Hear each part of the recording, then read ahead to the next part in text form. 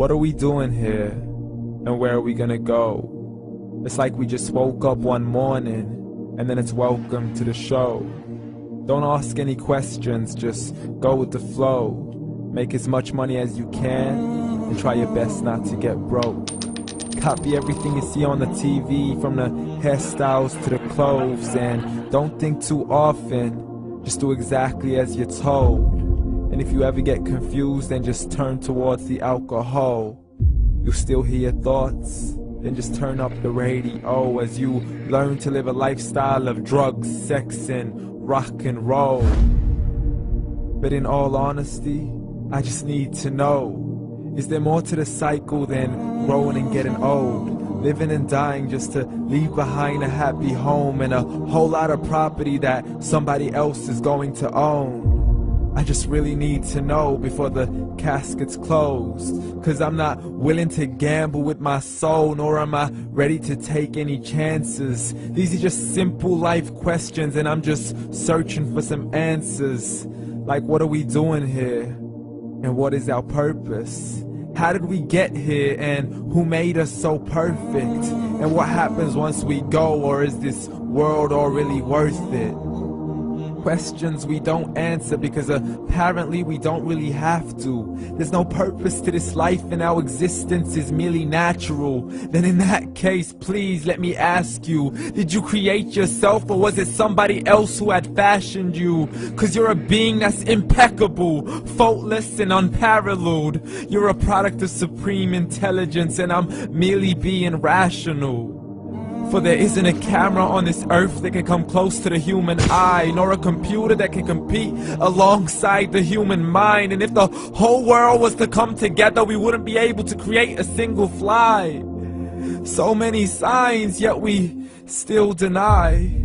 As science tries to justify that all this could come from none, when it's a simple sum. 0 plus 0 plus 0 cannot possibly ever give you 1. So from where did all this order come? For everything has its origins, a maker, a creator of its own. I mean, the only reason you're watching this video is because somebody had to press upload. So we can believe in the Big Bang, but I'd rather believe in He who caused it to explode. Allah, the creator of everything along with every single soul. The ever-living, the master, the only one who is in control. Unlike his creation, beyond our imagination. And no, he's not a man, nor does he have any partners in association. He's on his own. And no, he did not ever leave us alone. Just like every manufacturer, he left us with an instruction manual. The Quran and Islam, and I'm sorry to jump to conclusions, but it's the only one possible. The only definition of God is the one and only supreme being. It's logical, a book with 0 contradictions, with miracles that are both scientific and historical, all revealed over 1400 years ago. Like the detailed description of the human embryo. The descriptions of the human embryo in the Quran cannot be based on scientific knowledge in the 7th century. To the mountains as pegs holding firm the earth below, and the 2 seas that don't mix in a complete separate flow. To the planets in orbit, alternating night and day as they stay in flow. The expansion of the universe and the creation of everything from H2O. To the stories of the past and the preservation of Pharaoh. To identifying the lowest point in the land where Persia defeated Rome. The gushing fluid that created man in the glands between the ribs and the backbone. And not a word has changed, it's still the same. So please explain how all this was known over 1400 years ago. To a man who couldn't read or write as he would recite whatever the angels spoke. And if you still don't believe, please try to come up with something that's even close. But you can't, so we took God as a mockery and his messengers as a joke. Muhammad could not read or write.